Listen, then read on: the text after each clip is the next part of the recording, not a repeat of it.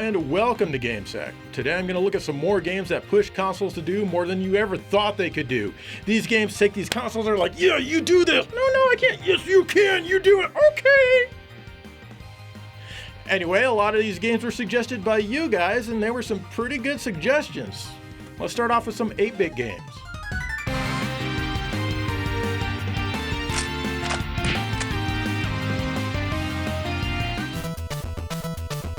This is Mitsume Go to Oru for the Famicom from Natsume and Tomi. This is an action platformer, and as you can immediately tell from the character design, it's based on a manga or an anime. In this case, it's based on something called the Third-Eyed One. It plays kinda sorta like Mega Man, except that you shoot your shot from your forehead. Even though everything is in Japanese, it's pretty self-explanatory and you won't have any issue figuring this one out. You just shoot down enemies while avoiding their attacks and pick up the coins they drop after you defeat them. There's a shop girl that you'll find around sometimes. Here you can restore your life, power up your firepower, and even buy extra lives. Your new firepower will last until you lose your life. As you can see, it looks pretty good, but not necessarily anything you'd consider out of the ordinary for this system. Well, check out the second part of Stage 1 here. Not only does it have some awesome overlapping parallax scrolling, but the foreground even has a transparent shadow on the background. You rarely even see that in Genesis games, much less on the NES or Famicom. So that's pretty awesome in my opinion. There are some sizable bosses too. Oh, and the music is great. It's a challenging game, though it only has 5 stages, but at least it's good while it lasts.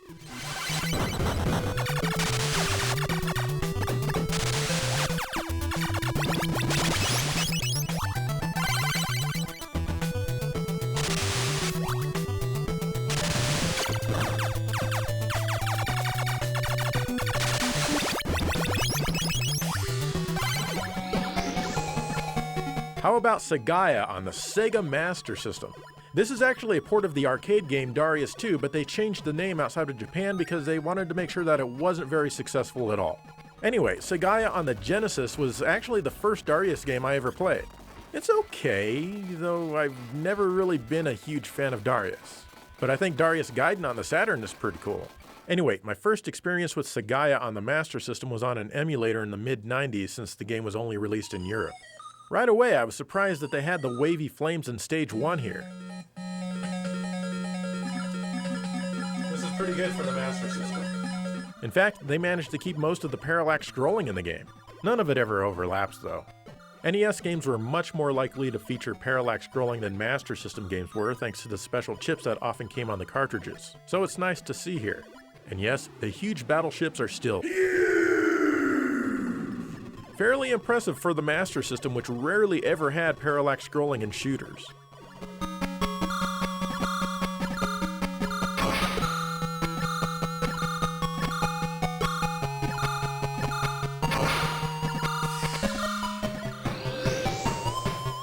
Another Master System game that was only released in Europe was Road Rash. Yeah, I know I've talked about this one before, but it deserves to be mentioned in a Pushing Hardware Limits episode.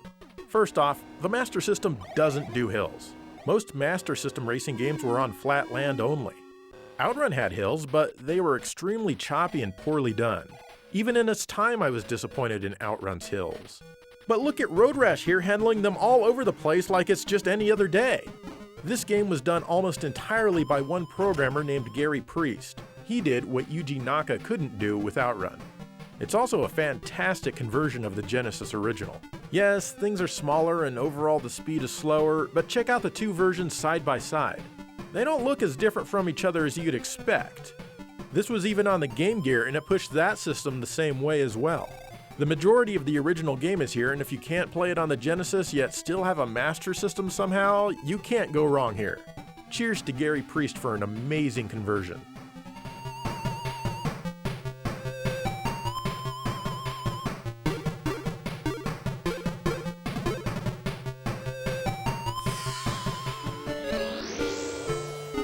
The last Master System game I'll look at is Aladdin, developed by Sims in Japan. This was only released in Europe, but the Game Gear version got a US release and it's mostly the same. It's not a port of either of the 16-bit versions, it's its own unique game. The main thing that's hardware pushing here happens in the first 2 levels. You start out running as the evil guards chase you so they can inflict their evil upon you. Not only does it have some really nice parallax, it even overlaps, which is unheard of on the Master System. Not only that, but you can see the sides of the buildings change as they scroll past, which is really cool. Obviously these are animated tiles and not 3D polygons or anything, but it's still a great effect. Stage 2 does the effect even better anytime you jump over a gap. Not to mention the colorful layers of parallax in the background. Unfortunately, they weren't as ambitious with the rest of the game as there's no more parallax, but it still looks pretty good for the system. Overall, it's a fun game that's not like the other versions.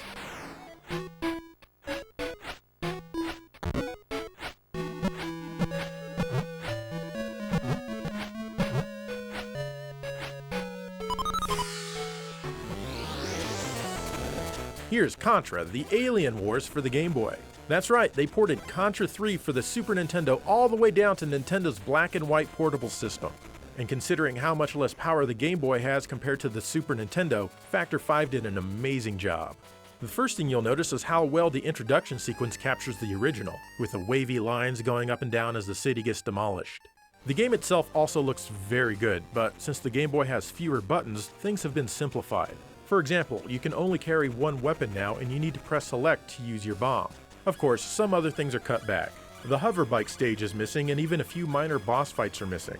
But man, the first few stages are nearly one-to-one in stage design and enemy placement. That's what impressed the hell out of me. Of course, the parallax scrolling is mostly gone. And there are fewer colors on screen. In fact, there are no colors on screen. But still, they managed to do a great job with the visuals and it all feels about as close to Contra 3 as it possibly can. Even the overhead stages are here, though they no longer rotate, of course. The music is really faithful and it sounds great for the system. A truly excellent port all around.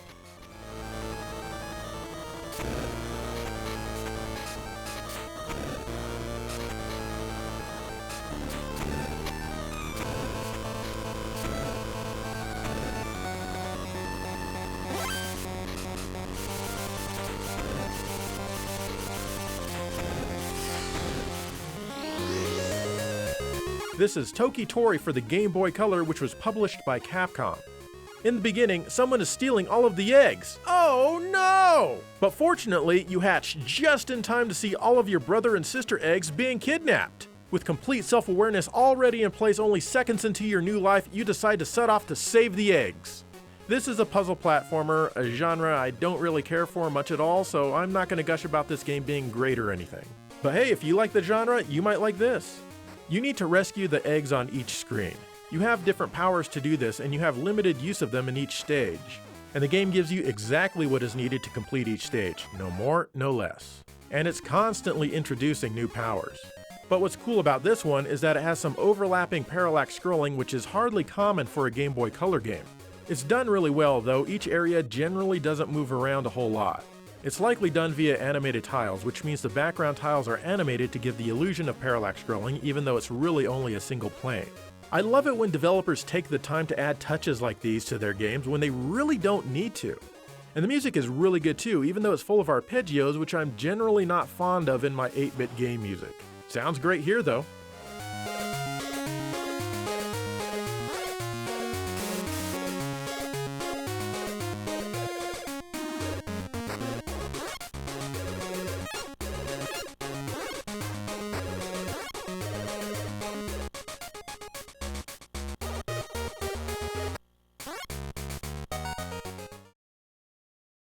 If you remember, in the last episode I talked all about the Game Boy Advance. Well, I've got more Game Boy Advance games to talk about because that system was maybe a bit more powerful than we were initially led to believe. Gonna get to the bottom of this.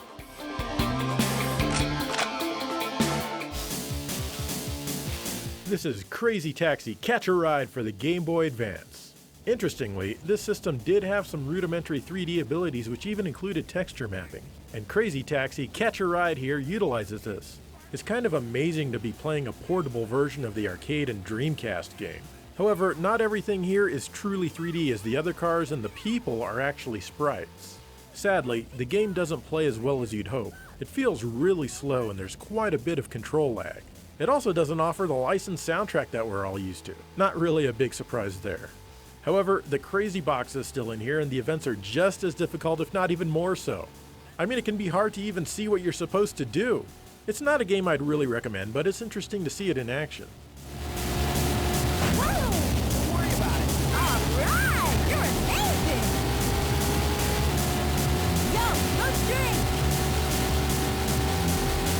Yeah!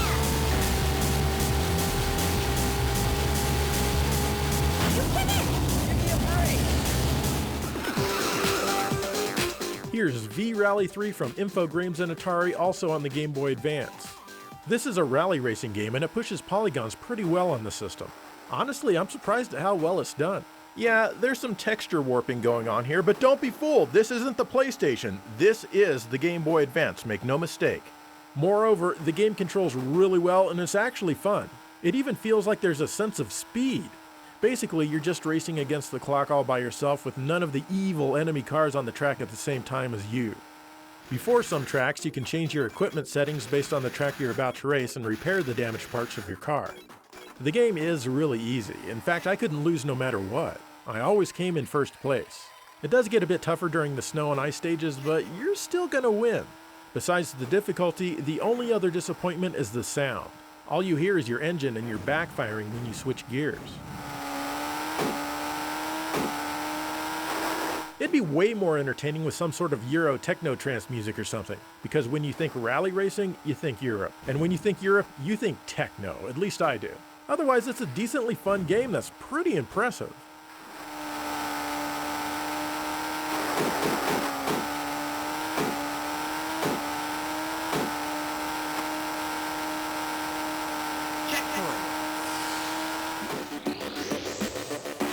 The port of Stuntman was made by the same team who gave us V-Rally 3, and it has similarly impressive driving graphics.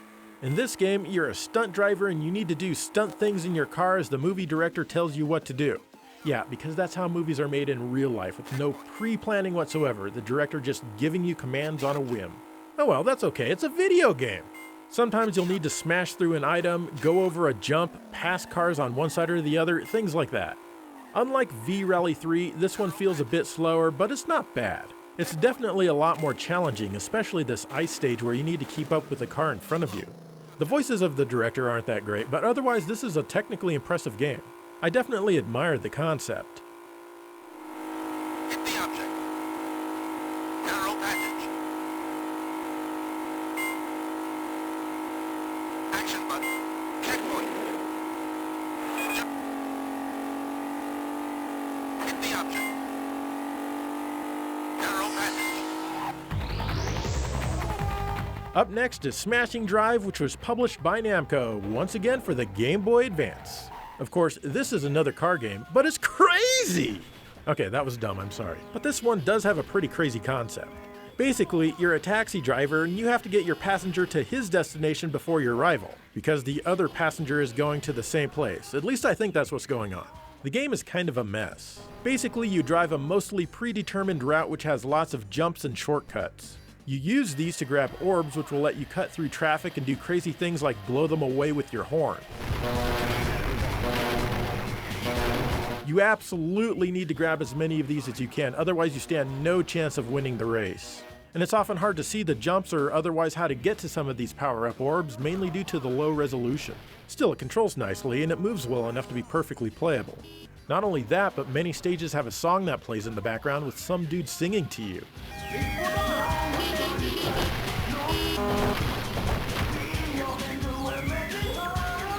It can be pretty tough sometimes, and fortunately there's a password. Check this one out.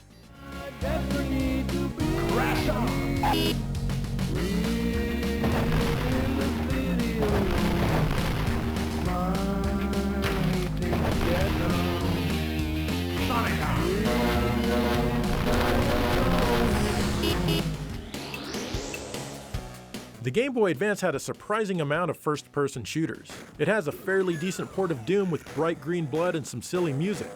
Doom 2 is pretty much the same in terms of its technical presentation. And by that I mean not bad at all.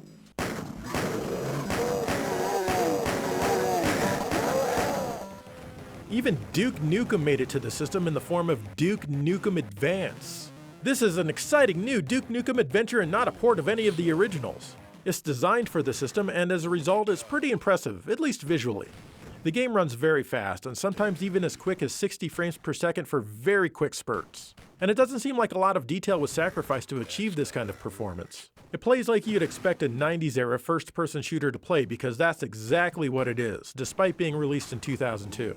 You run around, shoot aliens, pick up weapons and ammo, flip switches, go through doors, and do it all again and again. Aiming is easy and you don't need to worry about looking up or down. You do have a jump button though, which takes the game into the next dimension and beyond. The only thing that bothered me is that there's no music as you play. Instead, you get constant sirens and klaxons wailing, which can be annoying. But at least you get a lot of Duke's one-liners, which will remind you of your angst-filled years as a 90s teenager.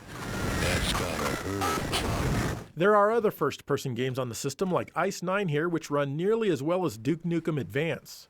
You even get to go outside and see plants and water and stuff, which is of course way better than doing that in real life.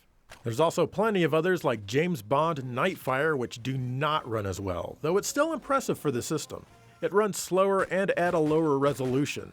Out of all the first-person shooters here, I'd say that Duke Nukem Advance has the best combination of impressive graphics and fun gameplay.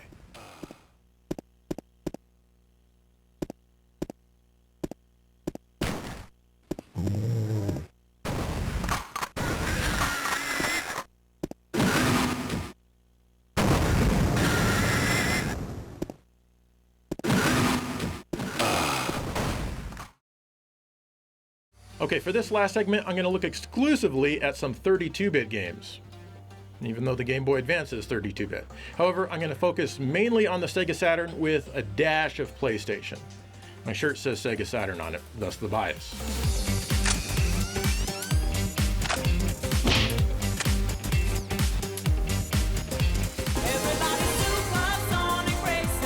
Sonic R on the Saturn is a racing game that's generally pretty easy to hate at first. I mean, it has some of the worst controls in any racing game, track designs that aren't really very fun, and a big complaint when it was released was the music with the singing. Honestly, the game can grow on you somewhat, but I always felt that the controls and a couple of the track designs could have been better.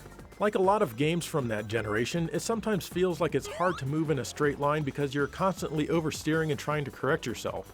The game takes too long to respond to your input, so you input too much and oversteer. But that's not why I'm talking about this game today. I'm here to show you what these graphics are doing on the Saturn. I mean, check it out! We can see right away in the title screen that we've got some fancy stuff going on here in the reflection in the letter R. That's just crazy! It even does this during the loading screens. How is this possible? And as you may recall, pop-up was a pretty big issue in games back in this generation. However, instead of just popping in, the polygons here all gradually fade in. But wait, the Saturn can't do that. It can't do transparencies, remember? Especially on the polygons. What kind of black magic is happening inside of my Saturn? But here we are, witnessing it happen in real time. Not only that, but there are instances of lighting here and there on some tracks, and it makes things look nice. The final track is completely transparent, and it has a cool moving Mode 7-like texture gliding over it. This is the only level where the graphics don't fade in from the distance, and that's because everything is already transparent. The programmer who did all of this, John Burton, explains how he was able to accomplish most of these things over on his YouTube channel, Game Hut, so be sure to check it out. And I can't imagine anyone complaining about the music anymore. It wasn't composer Richard Jacques' idea to include the vocals, but they're cheesy enough to the point where they're almost endearing. However, you can turn the vocals off if you want as well.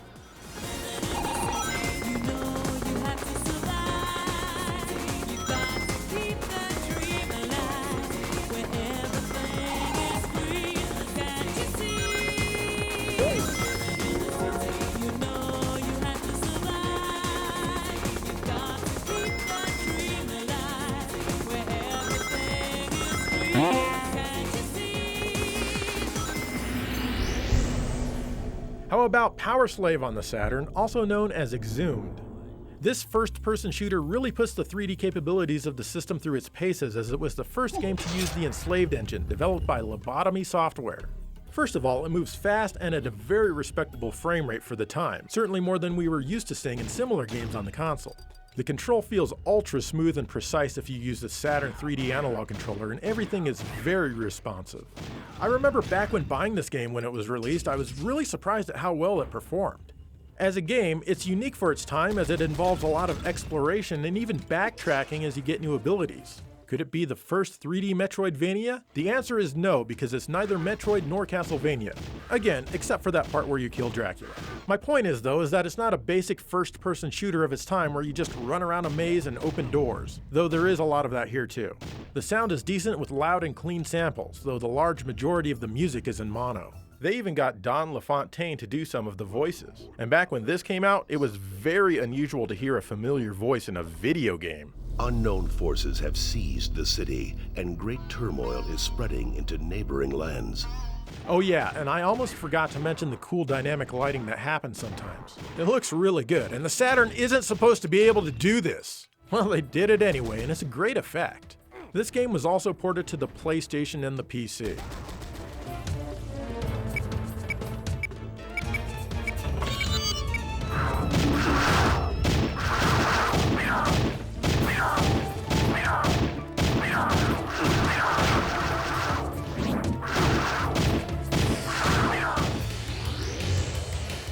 Next is Duke Nukem 3D, which was ported by Lobotomy, and they used their enslaved engine to do it.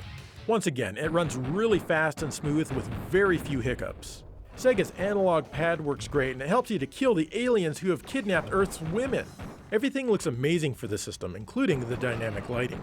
Of course, the game can be pretty crass, and you'll have to cover your ears sometimes, as there are scary cuss words which will absolutely destroy children's lives if they hear them. As a game, well, you run around a maze killing enemies and grab keys to open doors so you can move on. Pretty basic stuff. I'll be the first to admit that I've always sucked at this game, and I'm not really very fond of it. I think the Game Boy Advance game is actually more fun, but this is pretty impressive for the Saturn.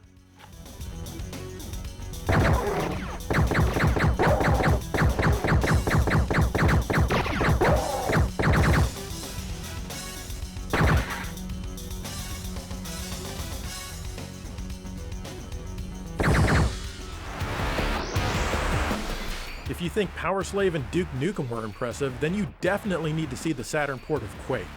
Once again, this was also handled by Lobotomy, and it uses a beefed up version of the enslaved engine. It has identical controls to Powerslave and Duke Nukem, and it feels smooth and honestly quite wonderful with the Sega 3D analog pad. The levels in Quake are far more complex than those found in Powerslave and Duke Nukem, and as a result, it can run at a lower frame rate sometimes. But it does its best to keep up, and is still very impressive. There's plenty of examples of dynamic lighting again here. In fact, there's lighting here that wasn't even in the fancy schmancy PC original. It all looks awesome. In Powerslave and Duke Nukem, the enemies were all 2D sprites, but here they're all 3D made out of a bunch of polygons, which requires more system resources. I'm amazed that this game doesn't bog down a hell of a lot more than it does. The game is quite dark, and it can be tough to enjoy on a modern display. It's easier to see on a CRT, but even there it can be pretty dark. Fortunately, I'm looking at a CRT as I'm recording this, otherwise I might get lost forever. I believe this is an artistic choice, and of course the designers of Quake didn't have flat panels in mind at the time. The music is really eerie and I love it.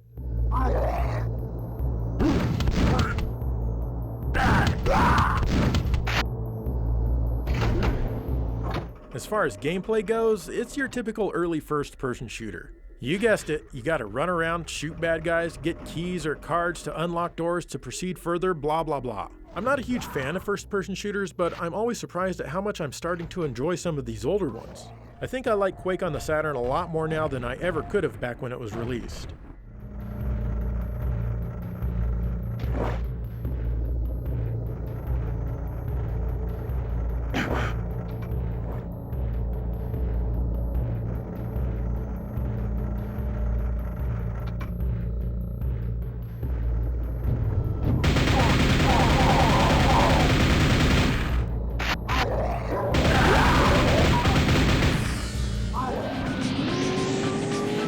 Finally, here's Driver 2 on the PlayStation. Out of all the Driver games mentioned in the comments on the last video, Driver 2 came up the most, so that's why I chose this one. And if you don't like it, blame yourself. I listened to the comments. It's your fault. Anyway, wow, this is basically like a modern Grand Theft Auto on the frickin' PlayStation. Now, don't get me wrong, it's certainly not as polished, but I'm blown away by what it's able to accomplish. You have an open 3D world to wander around in. The cities certainly feel bigger than they look on the map. The game consists mostly of driving missions, hence the title. You have a damage bar which tells you the state of your vehicle as well as a felony bar. This is basically your wanted level. And yes, you can even get out and steal other vehicles on the road. There are multiple cities in the game and it spans 2 discs as a result. The controls take a bit of getting used to. For example, you need to press up and triangle to enter or exit a car. You can't run in a straight line, though you can drive in one. Also, the game turned the analog controller off more than once at the beginning of a mission, so I'd suggest just playing it with the D-pad. The game packs a lot of content that's really surprising for the system, and it even manages to have a few nice effects like streaking lights during the night. Not really my type of game, and I much prefer Grand Theft Auto, but it's still crazy impressive that they were able to do this on the original PlayStation. Can you believe it? Well, you better, because here it is. We're on the tail.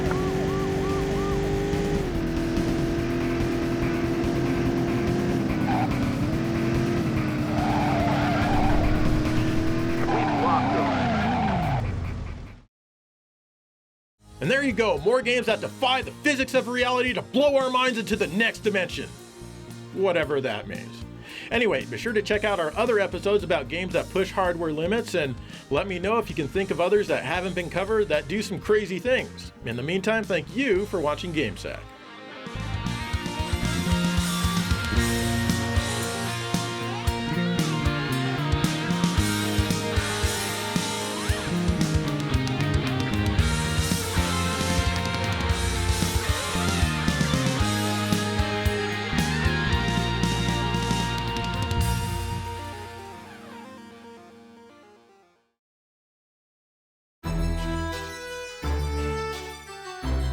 Well, Sonic R, it's time for you to go back on the shelf for another 15 years or so.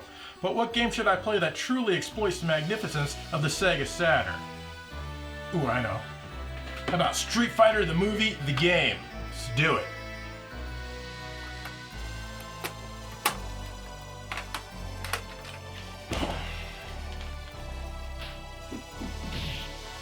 Oh man, screw this, I don't want to play alone. Who should I play with? Leave it to me. Craig Stadler? Oh, hell yeah! I can see you're going to be a difficult opponent.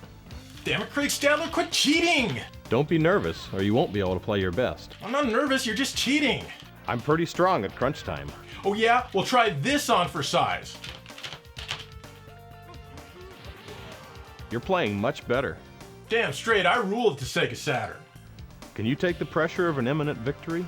You mean glory? Yeah, I think I can. I'm going to have to lay up. Oh, Craig Stadler, I don't even want to visualize that, okay? Think you can get it inside mine? Oh, no. Just get ready to lose. I'm going to drain this one. Wait! No! Drained it! Damn it, Craig Stadler, I'm done playing Street Fighter the movie, the game with you. Don't give up too early. Screw you!